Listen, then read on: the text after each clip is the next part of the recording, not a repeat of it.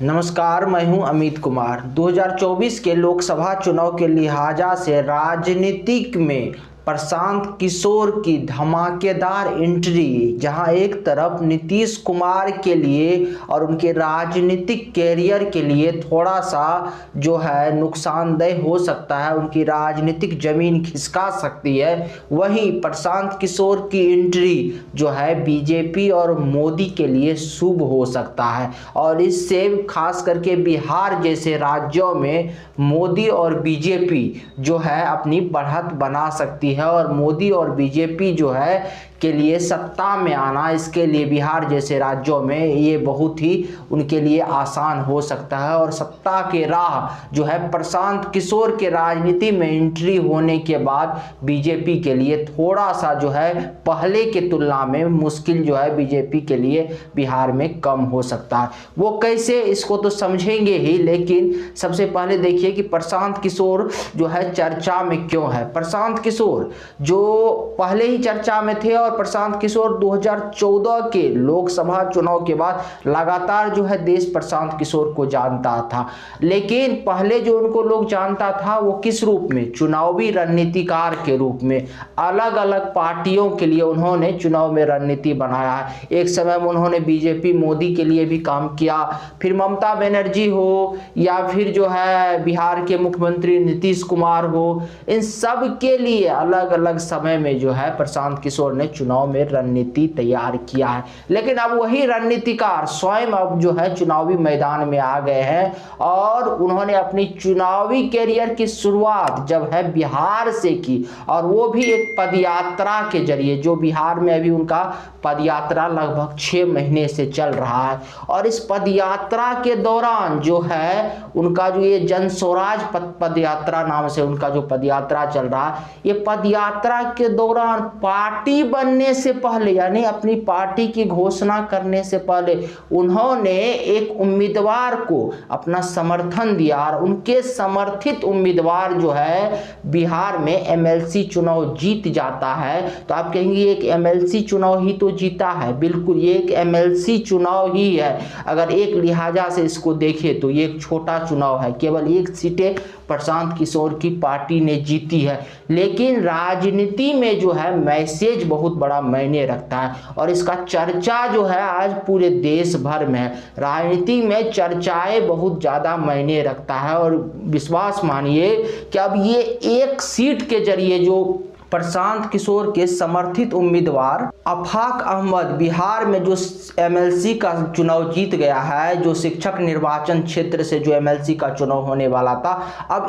ये जीत के बाद जो है प्रशांत किशोर की रणनीति और उनकी राजनीतिक कुशलता का चर्चा जो है पूरे देश भर में हो रहा है। और लोग ये बातें बनाना शुरू कर दिए हैं कि प्रशांत किशोर ने अभी अपनी पार्टी नहीं बनाई, उसके बाद भी वो एक उम्मीदवार को समर्थन देते हैं और उनका उम्मीदवार जीत जाता है। ये प्रशांत किशोर की पहली जीत है और इसका मतलब जो है बिहार में जो प्रशांत किशोर कह रहे हैं और पदयात्रा कर रहे हैं और जो कह रहे हैं कि एक परिवर्तन लाया जाएगा बिहार में जो पिछले 30 वर्ष से लालू और नीतीश का राज है, इनके राज्यों को समाप्त करके बिहार में एक नया चेहरा के तौर पर लोग अब प्रशांत किशोर को देखने लगे हैं। हालांकि बिहार में तो प्रशांत किशोर को एक चेहरा के तौर पर आज लोग देख रहे हैं, लेकिन इस चेहरा के आने से जो है कहीं ना कहीं नीतीश और लालू को तो नुकसान होना तय ही है, या महागठबंधन को तो नुकसान होना तय ही है, या नीतीश कुमार के राजनीति का जो अभी के दृष्टिकोण से जो राजनीति है उसका जब आप आकलन कीजिएगा तो कहीं ना कहीं नुकसान होते दिख रहा है। और वहीं दूसरी तरफ जो है बीजेपी को जो है लाभ होते दिख रहा है। आज बीजेपी के लिए कहीं ना कहीं बीजेपी के जो लोग होंगे, जो भारतीय जनता पार्टी के नेता होंगे, वो मन ही मन प्रशांत किशोर के उदय से जो है मुस्कुरा रहे होंगे, अंदर ही अंदर खुश हो रहे होंगे। वो क्यों खुश हो रहे होंगे, इसका कारण भी समझिए। आप समझिए बिहार के राजनीति को समझिए तो आप समझिए प्रशांत किशोर जिस विचारधारा को लेकर आज आगे बढ़ रहे हैं, एक ठीक है, एक बेरोजगारी है, भ्रष्टाचार है, या नीतीश नीतीश कुमार के या लालू यादव के जो शासनकाल है उनमें वो कमियां गिना रहे हैं। ये सारे चीजें तो ठीक है, लेकिन एक राजनीतिक में एक विचार और एक विचारधारा बहुत महत्वपूर्ण रखता है। और कौन सा विचारधारा को लेके वो आगे बढ़ रहे हैं, वो वही विचारधारा से थोड़ा मेल खाता है, उसी विचारधारा के जैसा है जिस प्रकार के विचारधारा को लेके लालू यादव या नीतीश कुमार राजनीति में आगे बढ़ रहे हैं। या दूसरी तरफ कह दीजिए तो आप वो भारतीय जनता पार्टी यानी बीजेपी मोदी के विचारधारा से बिल्कुल विपरीत है। जहां एक तरफ बीजेपी का विचार अपने आप में एक स्पष्ट है, वो राष्ट्रवाद और हिंदुत्व से समझौता नहीं करते। हाँ, ये एक चीज अलग है कि बीजेपी इन दिनों जो है मुस्लिम वोटरों को भी जो है अपने तरफ आकर्षित करने का प्रयास करते हैं और उसके लिए अलग अलग पेचड़े वो आजमाते हैं। लेकिन इसके बावजूद भी आप देखिएगा कि बीजेपी जो है अपने हिंदुत्ववादी जो उनका एजेंडा है उस लकीर पर वो चलते जा रहे हैं और उस पर वो आगे बढ़ते जा रहे हैं। वो उससे ज़्यादा इतर नहीं देखते और उसको वो छोड़ने के तैयार नहीं है। और उसके साथ अगर दूसरे समुदाय के लोग आते हैं, दूसरे धर्म के लोग आते हैं तो उसमें वो उसको समाहित करना चाहते, लेकिन हिंदुत्व को वो छोड़ना नहीं चाहते। दूसरी तरफ अगर आप जो है नीतीश कुमार और लालू यादव या बिहार में जो कांग्रेस है, इन तमाम पार्टियों की अगर आप विचारधारा को देखिएगा तो ये इस विचारधारा को अगर आप सेकुलर या धर्मनिरपेक्ष कोई विचारधारा होता है और उसको आप मानते हैं तो ये उस समानांतर उस विचारधारा के इर्द गिर्द है। तो अब देखिए प्रशांत किशोर का राजनीति भी जो है यही सेकुलर और धर्मनिरपेक्ष विचारधारा के इर्द गिर्द चल रहा है। इसका मतलब ये बात तो तय है कि पहले नज़र से जब आप आकलन कीजिएगा तो एक बात आपको आसानी से समझ में आ जाएगा कि अगर प्रशांत किशोर के साथ आज मतदाता जुड़ेंगे तो वो कौन से मतदाता जुड़ेंगे, वो वही मतदाता होंगे जो उस विचारधारा से सहमत होंगे, अर्थात जिसको आप सेकुलर विचारधारा कहते हैं या जिसको आप धर्मनिरपेक्षवाद कहते हैं, उस विचारधारा के वोटर जो है प्रशांत किशोर से जुड़ेंगे। जो हिंदुत्व विचारधारा के जो वोटर है वो कभी प्रशांत किशोर के साथ नहीं जुड़ेंगे, वो वही विचारधारा के वोटर जुड़ेंगे जो लालू यादव या नीतीश कुमार के साथ पहले से जुड़े हुए हैं। तो जाहिर सी बात है अगर आज चुनाव में प्रशांत किशोर आ रहे हैं तो प्रशांत किशोर के साथ लालू यादव, नीतीश कुमार, यानी अभी तो नीतीश कुमार का ही चेहरा है बिहार में, यानी नीतीश कुमार का वोटर जुड़ेगा और इससे कहीं ना कहीं नीतीश कुमार के राजनीति को नुकसान होगा, महागठबंधन के राजनीति को नुकसान होगा और इसका लाभ जो है सीधे तौर पर बीजेपी को मिलते दिख रहा है। बीजेपी के साथ पहले ही वो वोटर है जो उसका हिंदुत्व मिजाज वाले वोटर हैं और दूसरा उनके साथ देखिए अभी बिहार के राजनीति में हो क्या रहा है। बिहार के राजनीति में एक चीज और कहा जाता है कि यहाँ जाति के इर्द गिर्द जो खेला चलता है, या फिर आप जो है लालू यादव या तेजस्वी यादव की पार्टी को देख लीजिए तो यहाँ पे जो एक समीकरण तैयार हो रहा है लालू यादव या तेजस्वी यादव का पार्टी का, जो अभी तक उनका सत्ता में जाने का सीढ़ी रहा वो MY समीकरण के जरिए रहा। अब Y को भी बीजेपी जो है, Y का भी बहुत बड़ा हिस्सा जो है देखा जाता है कि जब चुनाव आता है तो वो बीजेपी के साथ अब जाने लगा, यानी Y का भी एक बहुत छोटा हिस्सा जो है अब बचा हुआ है, यूं कह दीजिए कि महागठबंधन के साथ या तेजस्वी यादव के साथ। M का जो हिस्सा है अगर आप RJD के लिहाजा से इसका जो है विश्लेषण करते हैं तो M का जो है, M का हिस्सा भी जब से असदुद्दीन ओवैसी का एंट्री हुआ है तो M का भी बहुत बड़ा हिस्सा जो है असदुद्दीन ओवैसी के साथ चला गया है और इससे कहीं ना कहीं जो है नुकसान किसको हो रहा है, नीतीश कुमार को और तेजस्वी यादव को हो रहा है, बिहार में महागठबंधन को हो रहा है। वहीं जब ये सारे वोटर बट रहे हैं तो इसका लाभ सीधे तौर पर बीजेपी को होते दिख रहा है और उसी वोटर का जो पहले से वो वोटर थे उसी वोटर में एक और हिस्सेदार हो गए। यानी इसे ये समझ लीजिए कि एक घर है उसमें 4 लोग रह रहे थे और एक उसमें और 5वां रहने वाला आ गया है। तो जाहिर सी बात है घर का जो लंबाई चौड़ाई है वो तो पहले से जितना है उतना ही है और उसमें 4 लोगों को जो हिस्सा मिला हुआ था तो एक 5वां आ गया तो उसी 4 में से थोड़ा थोड़ा कट के उस 5वां को मिलेगा। तो जाहिर सी बात है उस 5वां के रूप में जब प्रशांत किशोर आ गए हैं तो प्रशांत किशोर उन्हीं का वोट काटेंगे और इसका लाभ जो है सीधे के सीधे तौर पर बीजेपी को मिलता हुआ दिख रहा है। क्योंकि आप बीजेपी का चाहे बिहार में चाहे देश में जो आप एक आकलन देखेंगे तो बीजेपी का जो वोटर है, आप देखिए जब वो नीतीश कुमार के साथ भी थे तो उसका जो वोटों का प्रतिशत थे लगभग वही था जो अभी भी उनके साथ है। या जब वो 2015 के चुनाव में नीतीश कुमार से अलग होकर बीजेपी अकेले लड़ी तो फिर भी उसका जो वोट का जो हिंदुत्व वोटर का जो वोटों का प्रतिशत रहा ना बीजेपी का वही रहा। यानी बीजेपी का जो एक प्रतिशत है अपना वोटों का हिंदुत्व के नाम पर कम से कह दीजिए हिंदू वोटर जो उनके विचारधारा से सहमत होते हैं और खुलेआम जो बीजेपी का समर्थन करते हैं तो उस वोटर के प्रतिशत में तो कमी होते नहीं दिख रहा है। दूसरा जो है जो दूसरे तरह का वोटर है जो विकास के नाम पर आते हैं, जो है भ्रष्टाचार के नाम पर आते हैं, तो ये वोटर जो है ये कुछ संख्या में ऐसे वोटर होते हैं और ये जो होते हैं समय आने पर जो है ये अपना रुख बदलते हैं और ये देखते हैं कि कौन सा पार्टी के साथ जाना चाहिए, जो इन सब से ऊपर देखते हैं। और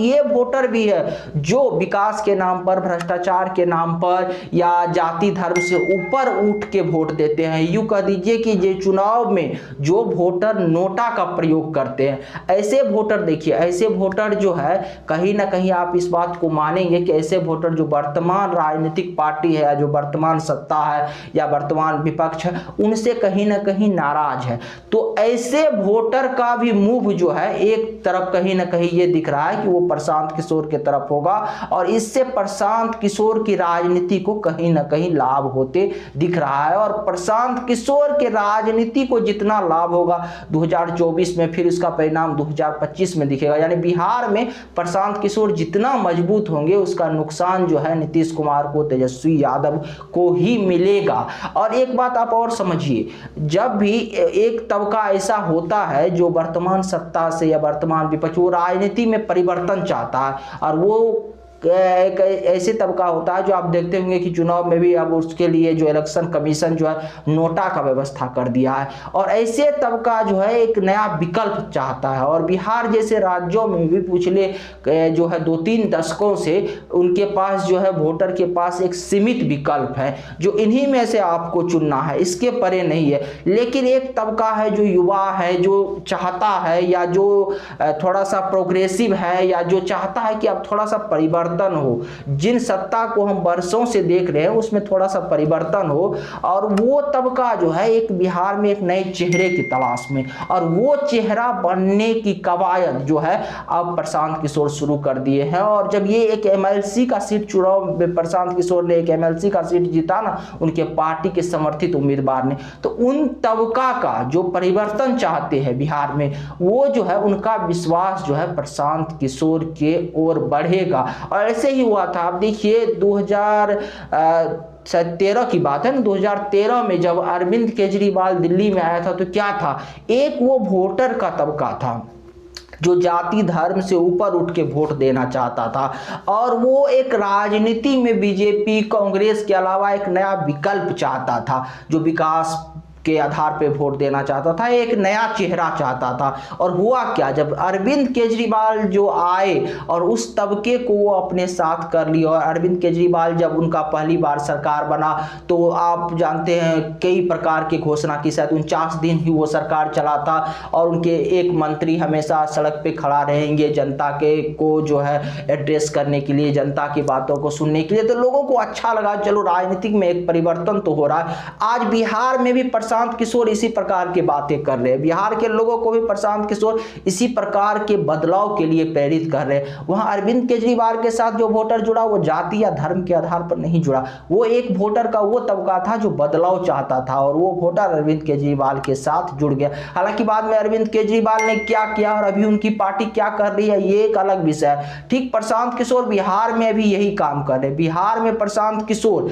बता रहे हैं, लोगों को कह रहे हैं कि आप बदलाव कीजिए, आप इतने वर्षों से इन पार्टियों को ढो रहे हैं, और वो तबका जो है अब प्रशांत किशोर के साथ जो है जुड़ना शुरू हो गया। और एक चुनाव, एमएलसी चुनाव जीतने से प्रशांत किशोर की जो राजनीतिक की जो है संदेश जो है, मैसेज जो है और दूर तक गया और मीडिया में ये चर्चा का कारण बन गया। और सबसे बड़ी बात तो है कि वही सारे, अब देखिए प्रशांत किशोर का जो ये जनसुराज यात्रा चल रहा है, जिन जिलों में गया, यानी सारण जो है शिक्षक निर्वाचन क्षेत्र का जो एमएलसी का चुनाव होता है, उसमें जो है जो 5 जिले आते हैं,